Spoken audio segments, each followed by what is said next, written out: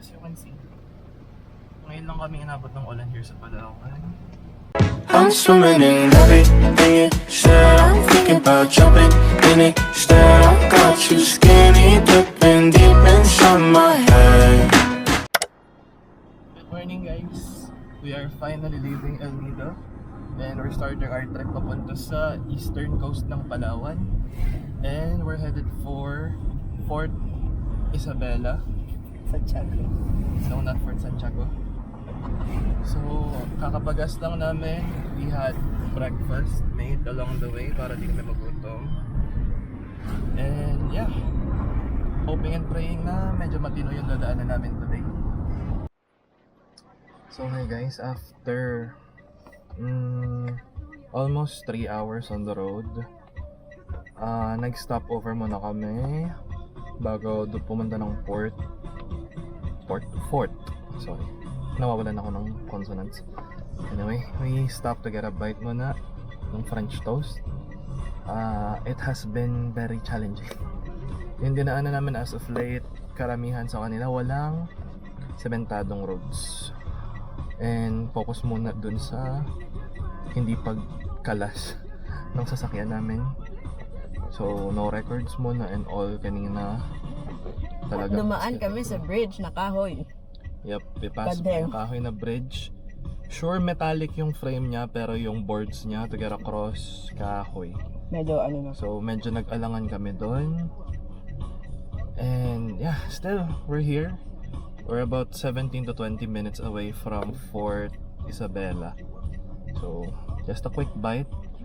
Masyadong naagarabyado yung nagda-drive. Kailangan niya mag-refuel sandali.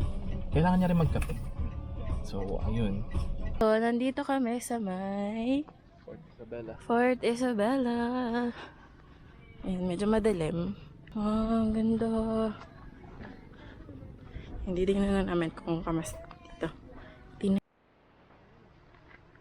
Akyat kami yun.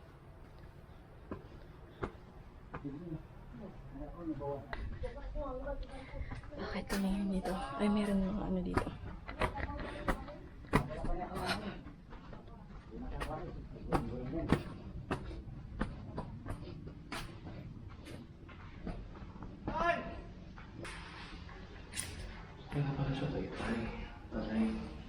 Kingdom of Taytay. Kape yun pero.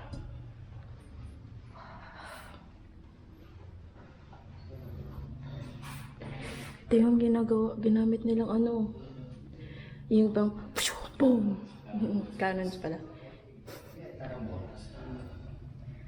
Stick. Ha?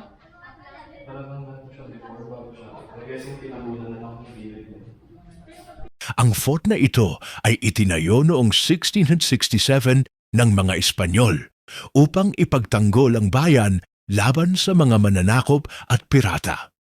Noong una, ito ay gawa lamang sa kahoy, ngunit kalaunan ay pinalitan ng mas matibay na bato at coral limestone noong 1738.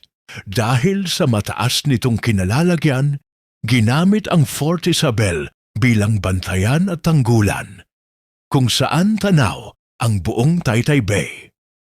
Pinangalanan ito kay Santa Isabel bilang bahagi ng impluensyang relihiyoso ng panahong kolonyal. Pero grabe yung bakal na ito eh. No?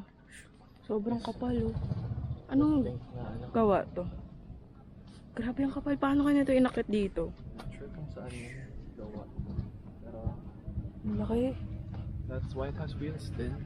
Oo nga naman. Kasi for sure wala pa namang steps before, so slopes lang. Ito yung wheel. Bakal. Tas kahoy. Pero grabe paano binibend yung kahoy na ganito, no? Nag-erode na nga. Diba? Oo nga eh. Overtime. Overtime. Pero in fairness ha. Stick talaga. Stick din mo yung... Ang bibigat na ito. Ito pa nga lang alone. Mabigat na I yan. think isa lang yung tinira nila, pero for sure marami to before. Alam ko meron pa dun sa baba eh. I guess for ano naman yun. Ito guys, isa pang watchtower nila dito. Shucks, ang ganda. Ayun yung simbahan. Facing. Ang astig, ang astig, ang astig. Isa sa north. Ang astig. Wala kayong mga masabi ko na yung astig talaga dito. Very beautiful. Yeah. Buti na lang dinaanan na namin ng Fort Isabel na to. Fort Isabel, worth it kapuntahan. Pag pupunta ka guys sa mga lugar, huwag kayong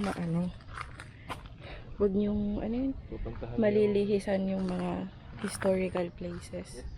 Kasi sobrang nakaka-amaze. Anyway, ito naman yung other side ng tower. Oh, para siyang park. Yes. I wonder if may hidden rooms dito. Ayun, too. Dito? Dito. You know, I don't think so. going down. I don't think so. Kaya libutin natin yung buong ano. And then we will hit the road kasi punta pa kami sa third accommodation namin. Just around Long Beach. Yeah. Grabe yung Dahil lang basa terrain, kaya mas mataas tong part nito. Stig. Ito yung other side. Taran! Ayan na yung beaches and fisheries, I'm guessing. Yeah. Probably be nice to walk along the shore kapag because may ilaw yung mga lanterns dito. Yeah. But, we have to go. It's Medyo kami sa oras. There's another tower. Yeah. Another tower. I'm guessing for land, naman, invaders. Stig, ito yung from the harap. Ito na yung harap guys. Ito yung harap niya. It's time to apart now. And then there's a watchtower over there. Just cool, just Stig. Ang dilim din ng ulo ko na ito. Today. Astig talaga. Nakaka-amaze. Paano ko nalaman tong lugar na to? Ong fam.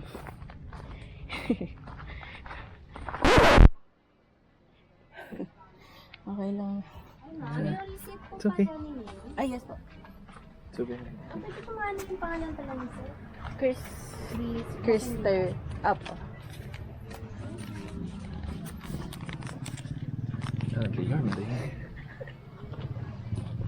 So, wait lang. May naano si Krister kanina. Nagkamali siya ng step. Kaya, It's yan. fine. Not too much of a wound naman. Gagamatin ko na lang siya dun sa may ano. Let's spray alcohol when we get back. And I'll scream like a little bitch. Palang may gamot, may first aid nga. See, I came in prepared, guys. Medyo happy lang, but Yeah. palayo sa bituka. Yes. Wow, very strong siya. Very strong. Aray ko putang ina. May dadagdag pa ata. I should stop, okay? I should stop. As you can see, ngayon lang kami inabot ng ulan here sa Palawan. So parang 2 minutes ago, makasabi ko lang na unang ulan namin sa Palawan. Guess what? Ada isang prank guys. So ayun, medyo unpredictable talaga ang weather dito sa lugar na ito.